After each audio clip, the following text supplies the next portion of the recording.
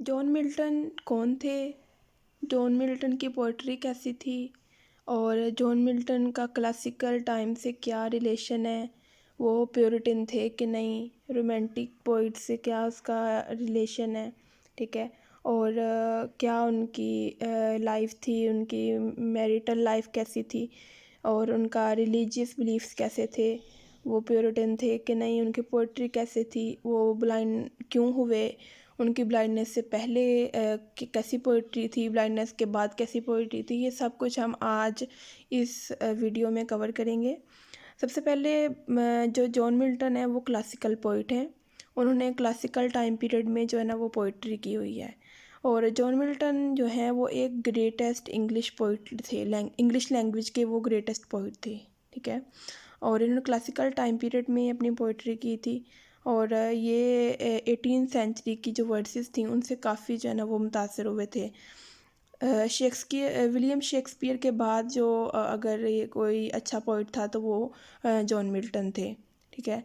और इन्होंने काफ़ी पम्फलेट लिखे थे जो कि इन्होंने एंग्रीनेस में लिखे थे, थोड़ा ये गुस्सा थे, जिसकी वजह से इन्होंने पम्फलेट्स जो हैं वो लिखे थे। वो इन्होंने सिविल जो है ना वो लिखे थे, यानी कि अपनी एज आ ह्यूमन इन्होंने लिखे थे कि अपने राइट्स के लिए और रिलीजियस के तौर पे, और जो डाइवोर्स थी उसकी वजह से इन्होंने लिखे थे ये पम्फलेट्स वगैरह, थोड़ा गुस्से में कि क्यों ऐसा होता है, तो उनको आंसर करने के लिए उन्होंने लिखे थे। इसके बाद इसका बैकग्राउंड क्या है, ये कहाँ पैदा हुए? जो जॉन मिल्टन है ये लंदन में पैदा हुए थे 9 दिसंबर 1608 में। और ये जो टाइम था ये प्योरिटन एज थी। ठीक है। और ये एक मिडिल क्लास फैमिली में पैदा हुए थे, कोई इतनी एलिट क्लास फैमिली नहीं थी इनकी। और ये इनके जो फादर थे वो एक कंपोज़र थे और एक म्यूज़िशियन थे, यानी कि जो बेटे हैं कंपोज़र और म्यूज़िशियन के बेटे हैं। ठीक है। और इन्होंने 8 साल से 13 साल की उम्र तक इन्होंने घर में ही एज आ ट्यूटर से पढ़ाए। ठीक है।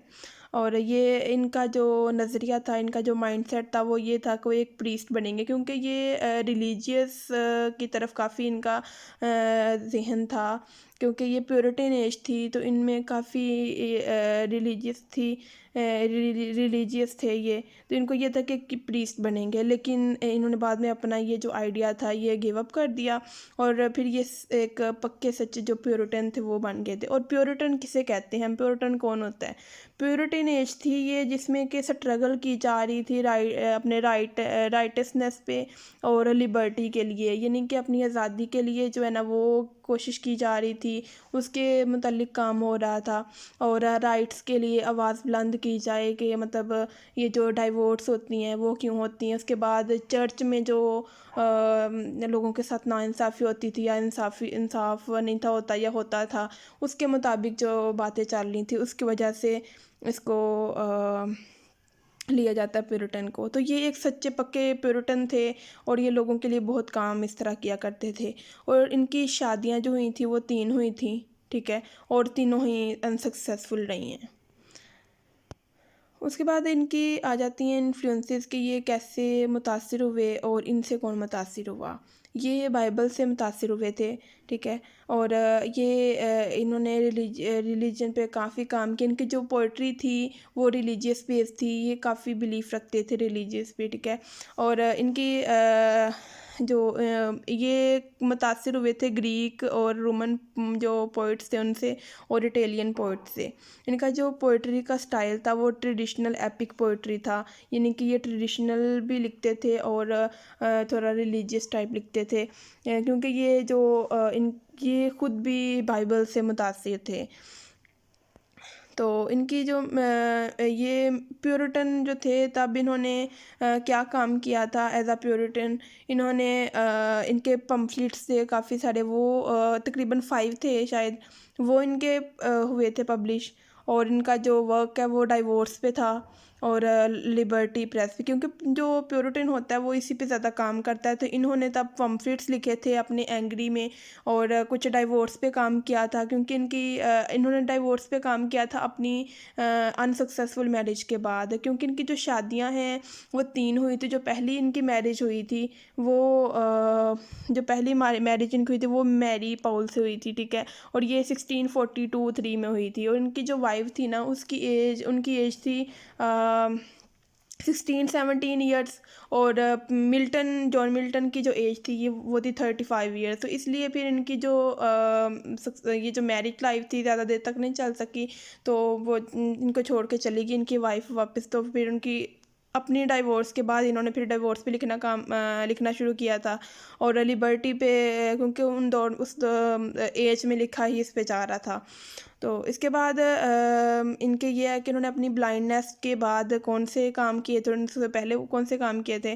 तो जॉन मिल्टन ने अपनी ब्लाइंडनेस से पहले लिखा था, जो उनके टॉपिक उनके थीम्स ही हैं शेक्सपियर पे और उनकी फ़र्स्ट मैरिज पे कि वो कैसी रही, और इन्वेंशन ऑफ गन पाउडर। इन तीनों मेन थीम थे इनकी राइटिंग के बिफोर ब्लाइंडनेस, अपनी ब्लाइंडनेस की वजह, ब्लाइंडनेस से पहले। और ये ब्लाइंड क्यों हुए थे?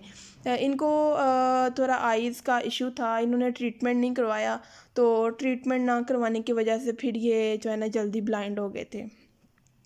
तो फिर उन्होंने अपनी ब्लाइंडनेस के बाद काफ़ी जो रिटन वर्क किया था, काफ़ी लिटरेरी वर्क किया था, जिसमें पैराडाइज लॉस्ट लिखी थी, जो इनकी सबसे जो है ना वो जो इनकी हाई मार्क्स बुक थी वो इनकी पैराडाइज लॉस्ट थी। इसकी तकरीबन कोई 10 बुक्स जो है ना वो इनकी लिखी गई थी।